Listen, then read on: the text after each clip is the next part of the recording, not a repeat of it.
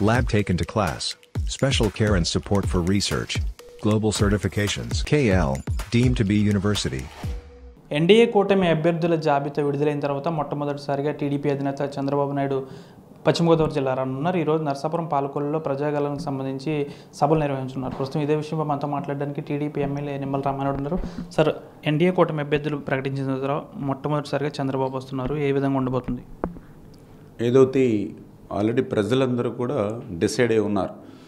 ఏదైతే యొక్క 5 సంవత్సరాల జగన్మోహన్ రెడ్డి పాలనలో విసిగెత్తిపోయినటువంటి రైతాంగం, జాబు క్యాలెండర్ లేక, డిఎస్సి లేక నిర్వీర్యం అయిపోయినటువంటి యువత, ఈ నిత్యావసరాల దగ్గర నుండి గ్యాసు, డీజిల్, పెట్రోల్, కరెంటు ఛార్జీలు మోతతోటి బాదుడుతోటి మహిళలు, అదేవిధంగా ఏదైతే 27 దళిత సంక్షేమ పథకాలు రద్దయినటువంటి స్థితిలో మరి దళిత బిడ్డలు, బీసీ సప్లాను, బీసీలకు సంబంధించిన రిజర్వేషన్ని కోత, ఇటువంటి వాటితో మరి బీసీలు గొంతు కోసినటువంటి స్థితిలో బలహీన వర్గాలు, ఇట్లా సమాజంలో ఉన్నటువంటి ప్రతి వర్గము కూడా ఈవేళ జగన్మోహన్ రెడ్డిని గద్దె దింపడమే ఒక లక్ష్యంగా ఈవేళ పనిచేస్తున్నారు.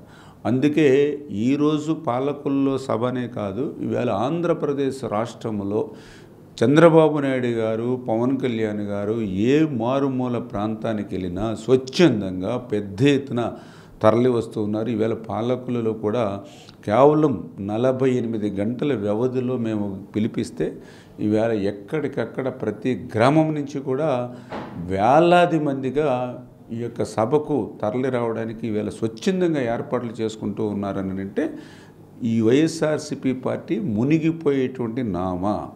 ఈ యొక్క వైఎస్ఆర్సీపీ పార్టీని ఈ రాష్ట్రం నుంచి తరిమి కొట్టకపోతే రేపు భవిష్యత్తులో, ఎందుకంటే ఒక్క ఛాన్స్ అని ఆయనకి అధికారం ఇస్తే రాజధాని లేకుండా చేశాడు, మళ్ళీ తప్పు జారి ఇంకొకసారి అధికారం ఇస్తే రాష్ట్రమే లేకుండా చేస్తాడనేటువంటి భయంతో, భావంతో ఇవాళ ప్రజలందరూ ఉన్నటువంటి పరిస్థితి. అంతకు మించి ఈరోజు చూస్తూ ఉంటే పబ్లిక్లో, ఎందుకంటే ఇండియన్స్ ఎవరైతే ఉన్నారో వీళ్ళందరికీ కూడా ఒక సెంటిమెంట్ ఉంటుంది బాగా. ఈవేళ ఆ యొక్క సెంటిమెంట్ని కూడా కాలరాస్తూ ఈవేళ ఏదైతే వాళ్ళ ఆస్తుల మీద, స్థిరాస్తుల మీద కూడా జగన్ ఈవేళ పెత్తనం చెలాయిస్తున్నాడు అనేది కూడా ఈవేళ గ్రౌండ్ లెవెల్లో.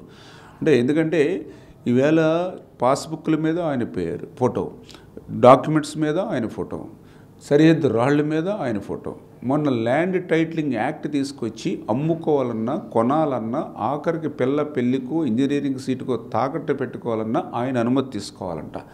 అంటే తాత ముత్తాతల నుంచి వస్తున్నటువంటి ఆస్తుల మీద కూడా ఈ జగన్ పెత్తనం ఏంటనేటువంటి భావన, అంటే ఇట్లా ప్రతి ఒక్కరిలోనూ కూడా ఒక భయ ఆందోళన అనేది వీళ్ళకు ఉంది.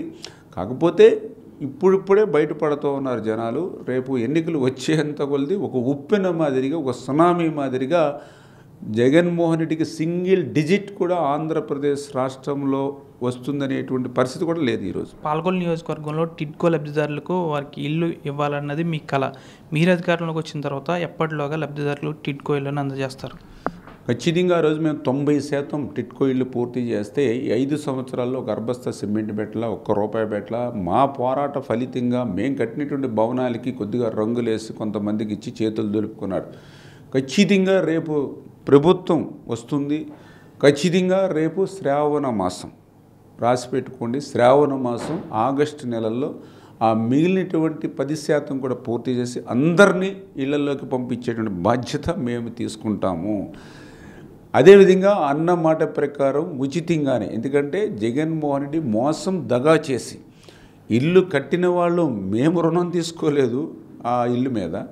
ఆ ఇంటి లబ్ధిదారుడు ఎవరైతే ఉన్నారో పోనీ వాళ్ళ ఇంట్లో పెళ్లి కోసమో లేకపోతే చదువు కోసమో వాళ్ళు బ్యాంకుకి తాకట్టు పెట్టుకోలేదు. తాకట్టు పెట్టుకునే హక్కు ఎక్కడుందో, ఒకవేళ పెడితే పోనీ కట్టిన వాళ్ళు మేము రుణం తీసుకోవాలి కట్టేటప్పుడు, లేదంటే వీళ్ళు తీసుకోవాలి.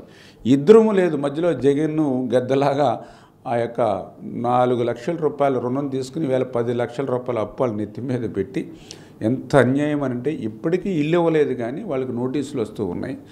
వాళ్ళు బ్యాంకుల్లో తప్పు జారి ఎవరైనా వాళ్ళ పిల్లలు ఎవరైనా అమౌంట్ వేస్తే దానికి కట్ అయిపోతూ ఉన్నాయి. నిన్ననే ఒక ఆమె వచ్చి చెప్పింది, బ్యాంకులో పాపం ఆవిడ గోల్డ్ పెట్టుకుని గోల్డ్ విడిపించుకోవడానికి వెళ్ళి ఆ 35,000 38,000 వడ్డీతో సహా కట్టేసి గోల్డ్ ఇమ్మంటే మీకు ఆల్రెడీ ఇల్లు లోన్ ఉంది, దానికి సంబంధించిన బ్యాలెన్సు 72,000 ఉంది, అది కడితేనే ఈ గోల్డ్ ఇస్తామనేటువంటి పరిస్థితులు ఉంటే అసలు పాపం వాళ్ళు దిక్కు తోచనటువంటి స్థితిలో. ఎందుకంటే దానివల్ల వాళ్ళ సివిల్ స్కోర్ కూడా పడిపోతుంది. ఏదైతే మొండి బకాయిదారులుగా వాళ్ళు చూపిస్తూ ఉన్నారు ఇళ్ళతో. దాంతో రేపొద్దున వాళ్ళ పిల్లలకి ఎడ్యుకేషన్ లోన్ కానీ, కార్ లోన్ కానీ, హౌస్ లోన్ కానీ ఏమీ వచ్చే పరిస్థితి ఉండదు. అంటే ఇళ్ళు ఇవ్వకుండా వీళ్ళ జీవితాన్ని ఇళ్ళు బ్యాంకులో తాకట్టు పెట్టి పిల్లల జీవితాన్ని కూడా ఇవాళ ఏదైతే జగన్మోహన్ నాశనం చేశాడో దాన్ని ఖచ్చితంగా రేపు వచ్చి చక్కదిద్ది మళ్ళీ వాళ్ళ భవిష్యత్తును కాపాడేటువంటి విధంగా మేము పని చేస్తాం. చివరిగా ఎన్నికల విధులకు సంబంధించి ఎన్నికల కమిషన్ కొంతమంది అధికారులపై వేటు విధించింది, వారి స్థానంలో కొత్త వారిని నియమించింది. అయితే నియమించిన వారిలో కూడా స్వామి భక్తి ప్రదర్శించారంటూ కూడా సిఎస్ జవహర్ రెడ్డిపై విమర్శలు వెలువెత్తుతున్నాయి. ఇది ఎంతవరకు కరెక్ట్?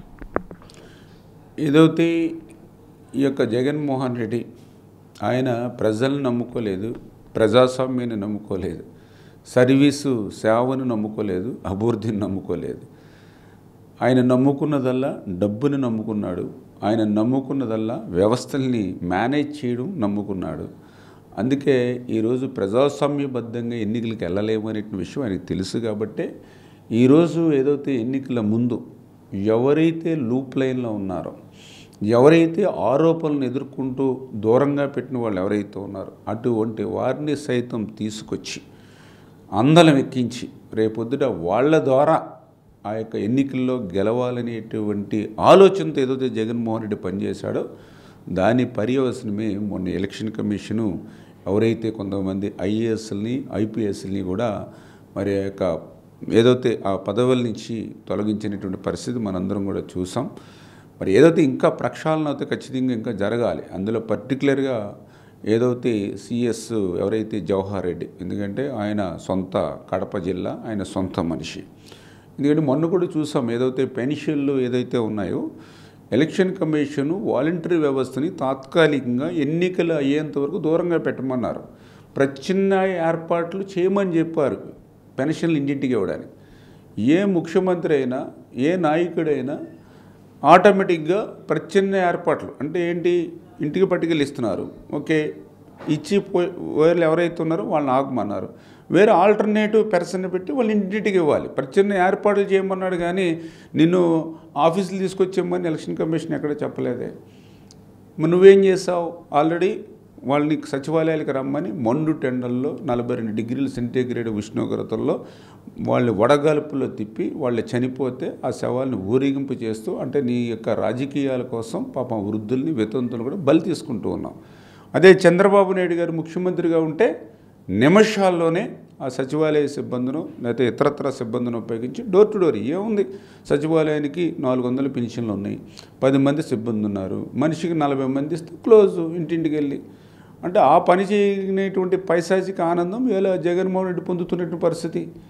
మొన్న కోవిడ్ వచ్చింది, మొత్తం అంతా కూడా లాక్డౌను, నువ్వు ఏదైతే ఆ రోజు బ్రాందీ షాపులు తెరిపించావు, ఎవరితో తెరిపించావు, టీచర్లను పెట్టి తెరిపించావు.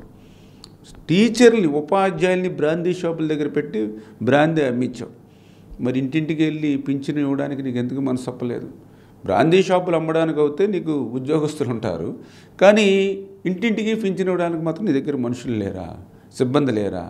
ఇవాళ ప్రజలందరూ గమనిస్తూ ఉన్నారు. ఏదో కొంతమంది బ్లూ మీడియాను అడ్డు పెట్టుకుని ఏదో మీరు బురద చల్లేటువంటి కార్యక్రమం ఏదైతుందో ప్రజలందరూ గ్రహించారు.